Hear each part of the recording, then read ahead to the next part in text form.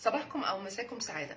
البني ادمين في البيزنس او في الاداره، في الشغل الاداري او في الحياه، بيتعاملوا بمنطقين: يا اما بعضهم بيتعامل بسياسه السيف والجلاد، يا اما البعض التاني بيتعامل بسياسه الذكاء.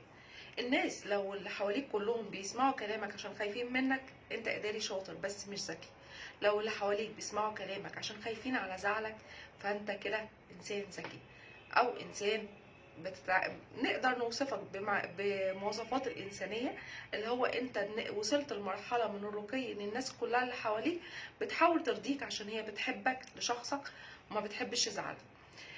الإداريين، في ناس بتتعامل بسياسة الشدة، بسياسة الأوامر، بتقلل من شأن اللي قدامها، بتفضل طول الوقت تدي اوردرات. الاوردرز طبعا دي حاجة طبيعية، التاسكس بتاعت الشغل، بس الأسلوب والشدة والعنف هتخلي اللي قدامك بيسمع كلامك عشان خايف منك، وأول ما تجيله فرصة هو ما يصدق يطلع من المعتقل بتاعك.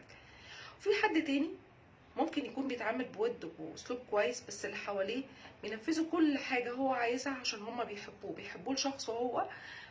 قبل اي حاجه ممكن يعملوا اي حاجه لمجرد ان هما يرضوه. زي الابن او البنت لما باباها او مامتها تزعل منها، يعني يزعلوا منهم، يعني بيبقوا جزء كبير جدا مش خوف، جزء كبير ان انا زعلان ان ماما مثلا زعلانه مني او ان بابا زعلان مني، فدي بتبقى كارثه مثلا بالنسبه للطفل. زمان لما كنت انا في الشركه اللي كنت فيها، احنا كنا سبع مديرين، كانت شركه كبيره قوي يعني. فوقتها اول ما انا مسكت الشغل الاداري، الاونر اعترض، او واحد من الاونر يعني اعترض ان انا مش هبقى مؤهله لده، عشان انا شخصيه هاديه قوي، مش هعرف ادير الموضوع، مش هعرف اعمل كنترول على الناس اللي حواليا. فقلت له خلاص نجرب. فالمهم بدأنا شغل، فكل اللي حواليا خصم خصم خصم خصم وشده ومش عارفه ايه، وانا ما بعملش ده خالص. المدير بعد شهر او شهرين تقريبا، بعد شهرين اتفاجئ ان كل التيم حوالي كانوا 50 فرد بيسمعوا كلام انا وما بيسمعوش كلام الستة التانيين، مع ان انا ما بخصمش والتانيين بيخصموا. فوقتها بدات اتكلم معاه ان هما، انت مالكش علاقه انا عزير ازاي، هما بيسمعوا كلامي عشان هما بيحبوني، بيسمعوا كلامي عشان هم فعلا حابين الشخصيه، عشان احنا في جزء انساني بينا كده، فهم بيخافوا على زعلي. فبالتالي انا حققت لك المعادله اللي انت عايزها من غير ما انا اشد على الناس، ومن غير ما انا اتعامل معاهم كمديره ومرؤوس والكلام ده. فبالتالي سياسه السيف والجلاد دايما، مش دايما ناجحه، احيانا بتكون فاشله، ودي كانت اكبر تجربه علمتني ان السياسه بتاعتي دي كانت صح، اللي هي سياسه الود والتعامل الطيب مع الناس.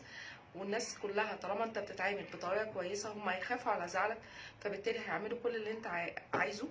لو انت حسستهم ان المكان بتاعهم وان هم مش موظفين عندك، ان انت فعلا كلكم في كيان واحد، هم اوريدي برضو هيعملوا كل المستحيل عشان يرضوك، عشان يعني يكبروا المكان اللي انتوا كلكم فيه.